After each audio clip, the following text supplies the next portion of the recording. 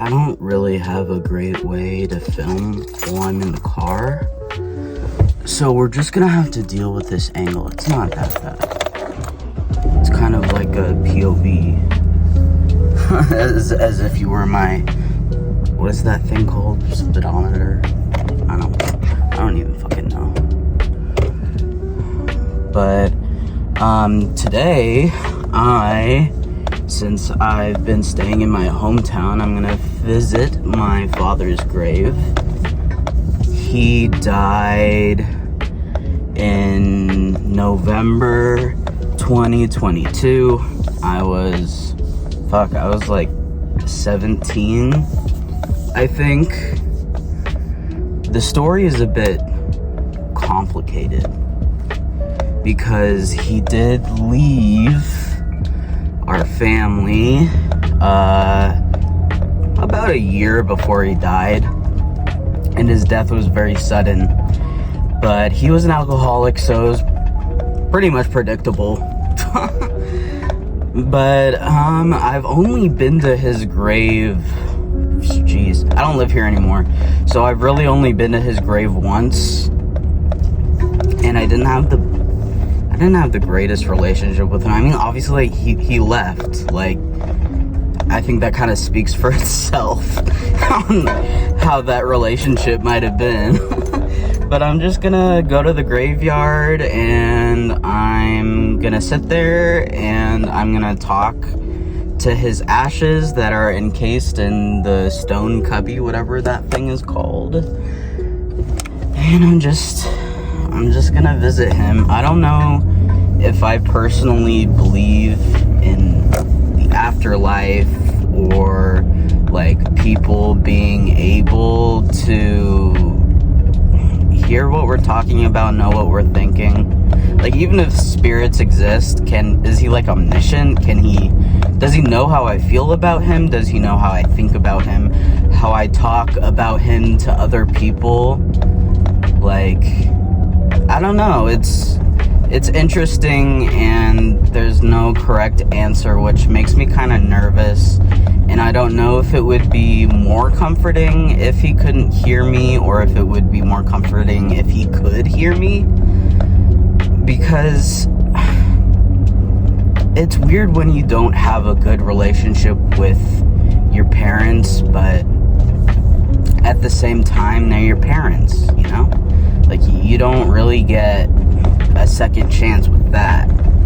You're given what you're given, and you make the most of it. So that's kind of where I'm at, I guess. It's hard to even call it grieving sometimes. Not that there wasn't a loss, but because I feel so separated from my emotions a lot of the time.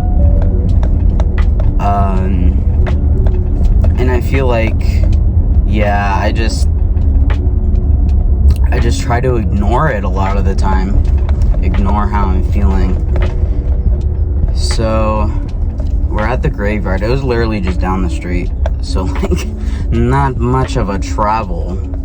But I'm gonna set up at my dad's grave, and we'll see what happens. So, this is my dad. Hello, Father. They keep this pretty clean, actually. I'm impressed. I'll find a way to blur out the important doxing bit.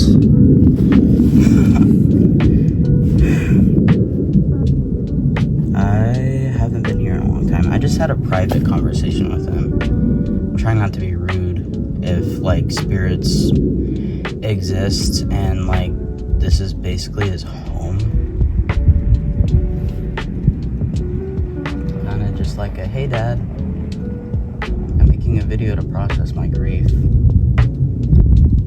This isn't exactly the most private place in the world. It seems like a lot of people are driving. But I am going to persevere.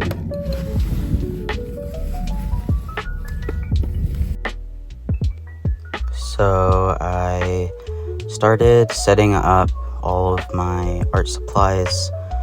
I was just gonna do a little painting, and I sat there and I spoke to my dad, and I kind of just spent time with him. I never really did that while he was alive very much, admittedly. Both his fault and mine, I suppose. He just didn't like to hang out, I guess. But when I was younger and he was less in his addiction and his isolation, we would do things not really for fun, more so out of necessity. Like, he took me to school every day before I was old enough to drive. When I was younger, sometimes we would leave the house early and we would go to McDonald's for breakfast. It was like a little treat before school. And to this day, I still, for breakfast at McDonald's, their breakfast food, I still get an order of hotcakes and a hash brown, and I make a sandwich out of it where the pancakes are like the bread and the hash brown is in the middle. It's pretty good, actually. Not very nutritious, but I like it, and I had that for breakfast today. I didn't plan on it exactly. My grandma just really wanted McDonald's this morning. So we had that, and that's what got me thinking about my dad. Ever since I've been staying in my hometown, it's been like almost a week, I think. I've thought of him from time to time, just because I've been driving past the cemetery and I'm like, oh yeah, he lives there now. And sometimes I do feel guilty for not visiting him. But then again, if he was alive, when he was alive, he never visited me. Didn't matter if I was in the mental hospital or the emergency room. No calls, no nothing. If I wanted to talk to him, I had to directly reach out to him, and even then, sometimes he would refuse to see me, so it definitely isn't simple. But now he can't say no, so I can just visit whenever I want. But at the same time, sometimes I'm like, why do I want to visit someone who doesn't want to see me?